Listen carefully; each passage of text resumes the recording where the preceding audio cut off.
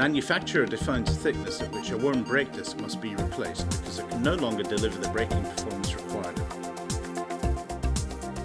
Normally the wheels have to be removed to gain access to the brake disc to measure it.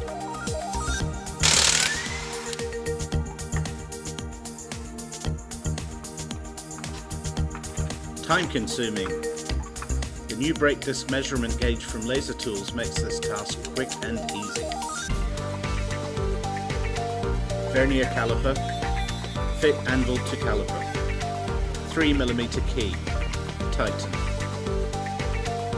Fit measuring fixture. 1.5mm key. Ready for use.